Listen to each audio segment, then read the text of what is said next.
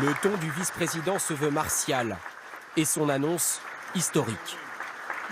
Le temps est venu d'écrire le prochain grand chapitre de l'histoire de nos forces armées, de préparer le prochain champ de bataille. Il est l'heure de la force spatiale des États-Unis d'Amérique. Une nouvelle armée spatiale, il ne s'agit pas d'envoyer des troupes dans le ciel ni des vaisseaux, mais des satellites. Donald Trump le souhaitait depuis plusieurs mois. La force de l'espace jusqu'au bout, se félicite-t-il aujourd'hui. Pourquoi l'enjeu est-il stratégique ? Parce que les militaires sont dépendants de ces satellites pour observer les sites ennemis, intercepter les communications et guider les missiles. Voilà pourquoi le gouvernement veut investir 7 milliards d'euros en 5 ans pour les perfectionner et se protéger. C'est sans doute le pays qui fait le plus d'utilisation de ces satellites pour mener leurs opérations. Et du coup, ils ont vraiment le sentiment que c'est un talon d'Achille pour eux. C'est-à-dire que si on cible ces satellites, leur système de défense fonctionnera beaucoup moins bien. L'idée d'une force spatiale est-elle nouvelle ? Non, la militarisation de l'espace a commencé il y a près de 60 ans. Puis, Ronald Reagan lança le projet surnommé « Guerre des étoiles ».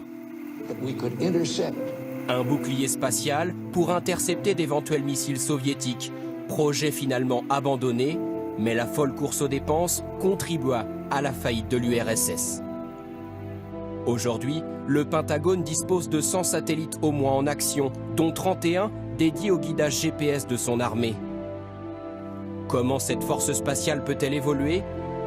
Les Américains veulent se protéger et conserver leur avance face aux progrès chinois et russes. Voici l'une des armes de Moscou, un satellite renommé par Washington, Kamikaze, pour ses capacités supposées de destruction d'objets ennemis. La guerre du futur est-elle en préparation ?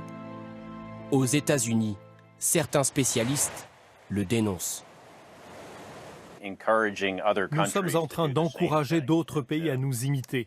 Et cette course à l'armement spatial, je ne pense pas qu'elle soit dans notre intérêt. La France s'appuie elle aussi sur des satellites espions, mais sa puissance reste très inférieure à celle des États-Unis. L'espace pourrait-il devenir le champ de bataille du futur ? Les États-Unis semblent déjà s'y préparer. Le vice-président Mike Pence vient d'annoncer la création d'une armée de l'espace. Il nous faut préparer le prochain terrain de guerre, où les plus honorables et les plus courageux devront prévenir et combattre une nouvelle génération de menaces sur notre peuple et notre nation. Il est temps d'établir la force spatiale des États-Unis d'Amérique. Une armée dotée d'un budget de 8 milliards de dollars, si le projet est approuvé par le Congrès. Depuis quelques mois, dominer l'espace est l'une des obsessions de Donald Trump. En juin dernier, il n'en faisait pas mystère. Nous avons l'armée de terre, la marine, l'armée de l'air, les gardes-côtes. Maintenant, nous allons avoir la force spatiale. Parce qu'on en a besoin. Mais de quoi les Américains ont-ils peur ? Des grandes puissances comme la Russie et la Chine sont aujourd'hui capables de détruire des satellites avec des missiles.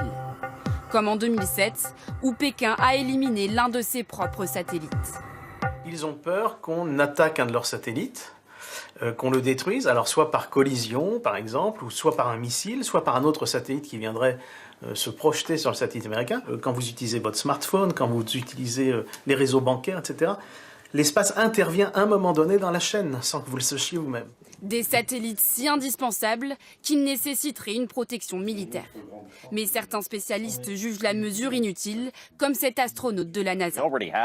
On a déjà, vous savez, les capacités dont on parle.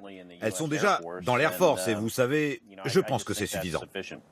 En France aussi, l'espace mobilise la ministre des Armées, Florence Parly. La loi de programmation militaire prévoit de renforcer la protection des satellites.